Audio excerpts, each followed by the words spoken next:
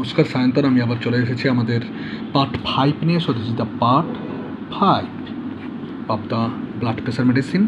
আমরা দেখতে পাচ্ছি আমরা এখন টোটাল পেরিফেরাল রেজিস্ট্যান্সটার সম্পর্কে আলোচনা করব। ধরো সাপোজ আমার এই পাশ দিয়ে ব্লাডটা এই একটা পাইপে গেছে, পাইপের মধ্যে দিয়ে ব্লাড যায়।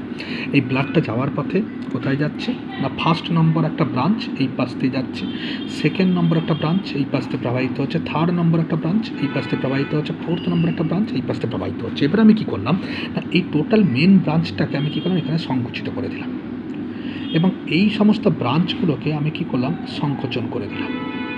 এই সমস্ত ব্রাঞ্চগুলোকে আমি কী করলাম, সংকোচন করে দিলাম। সংকোচন দেখো, সংকুচিত হয়েছে মানে ছোট সরু হয়ে গেছে। তারা সরু হয়ে গেলে অবভিয়াসলি এই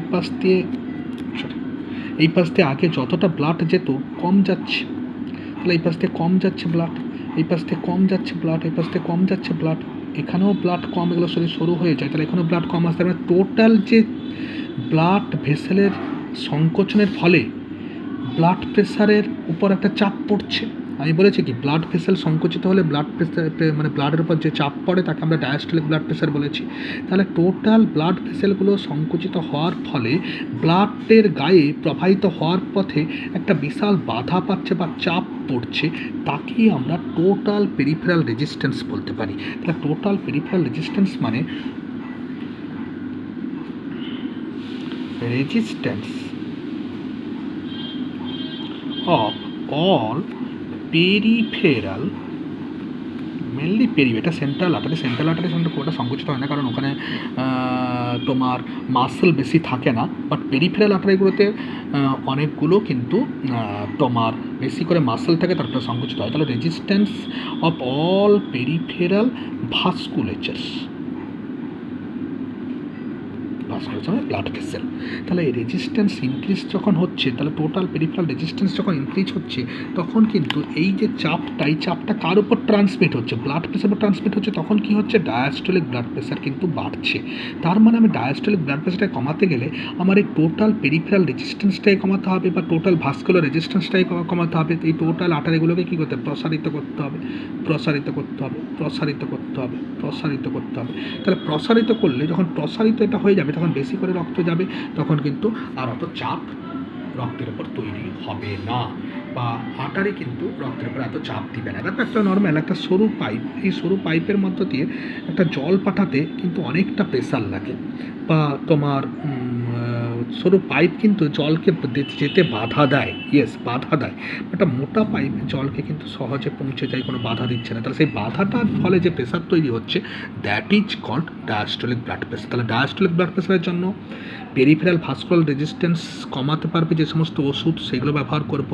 সিস্টোলিক ব্লাড প্রেশারের জন্য হার্টের আউটপুট বা কার্ডিয়াক আউটপুট কমাতে পারবে যে সমস্ত ওষুধ, সেগুলো ব্যবহার করব। তার মানে সিস্টোলিক ব্লাড প্রেশার বাড়লে যে সমস্ত ওষুধগুলো আমরা ব্যবহার করি, সেগুলো সাধারণত cardio specific drugs.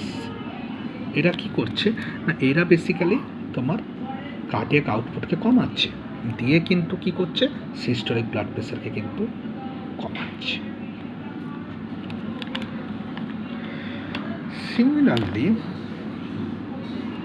Diastolic blood pressure বাড়লে তাহলে কি হচ্ছে, আমরা যে সমস্ত ওষুধগুলো ইউজ করছি, যেটা ভাস্কিউলার রিল্যাক্ট্যান্টস। তাহলে ভাস্কুলার রিল্যাক্ট্যান্ট মানে যে সমস্ত ওষুধগুলো ব্লাড ভেসেলকে রিল্যাক্স করবে, সেইগুলো কী করছে, ডায়াস্টোলিক ব্লাড প্রেশারকে কিন্তু কমিয়ে দিচ্ছে।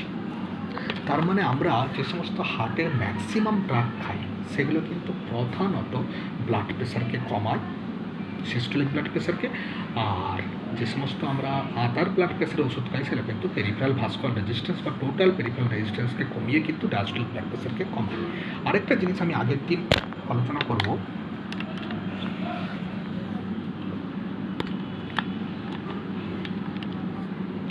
Cardiac output. তাহলে আমি স্ট্রোক ভলিউম সম্পর্কে আলোচনা করেছিলাম, but heart rate normal heart rate 60 থেকে ধরো 90 বিট পার মিনিট। বাট এই হার্ট রেট যদি অস্বাভাবিকভাবে বেড়ে যায়, ধরো 170, তাহলে কিন্তু ব্লাড প্রেশার কমবে। আচ্ছা যাই হোক, আমি ফার্স্ট দেখাই। হার্ট রেট বেসিক্যালি একটা নির্দিষ্ট সময়, ধরো এটা হার্ট রেট, এটা ব্লাড প্রেশার, এটা ধরো হার্ট রেট। হার্ট রেট ধরো নর্মাল 60। তো হার্ট রেট যখন বাড়ছে তখন ব্লাড প্রেশার কিন্তু লিনিয়ারলি বাড়ছে। তো বাড়ার পর তারপরে কিন্তু আর হার্ট রেট বাড়লে ব্লাড প্রেশার কিন্তু বাড়বে না, এবারে কিন্তু কমবে। তো বেসিক্যালি হার্ট রেট কিন্তু একটা নির্দিষ্ট সময়ের পর তাহলে হার্ট রেট যখন বাড়ছে তাহলে ব্লাড প্রেশার বাড়ছে, তাহলে আমি হার্ট রেটকে কমালে ব্লাড প্রেশার এই অবস্থায় পর্যন্ত, হার্ট রেটকে কমালে কিন্তু আমি ব্লাড প্রেশার কমবে। আর তার পরের অবস্থায় যদি চলে যায়, হার্ট রেট যদি অত্যধিক বেড়ে যায়, তখন তাহলে আমাকে ব্লাড প্রেশার কিন্তু কমবে। তখন যেটা তোমার ডিহাইড্রেশন হয়, হার্ট রেট অত্যধিক বেড়ে গেছে, ব্লাড প্রেশার শকের ক্ষেত্রে হার্ট রেট বেড়ে গেছে, ব্লাড প্রেশার কমছে। তো সেক্ষেত্রে কিন্তু আমরা ব্লাড প্রেশারকে আবার বাড়িয়ে হার্ট রেটকে আবার কমিয়ে আমি ব্লাড প্রেশারটাকে নর্মাল করতে পারি। তার মানে আমি বলতে পারি হার্ট রেট একটা নির্দিষ্ট ক্রিটিক্যাল ভ্যালু পর্যন্ত ব্লাড প্রেশারকে বাড়ায়, তারপরে কিন্তু হার্ট রেট যদি সেই ভ্যালু ছাড়িয়ে যায় তাহলে কিন্তু ব্লাড প্রেশার আবার কমতে শুরু করে বা ব্লাড প্রেশার ফল করতে শুরু করে।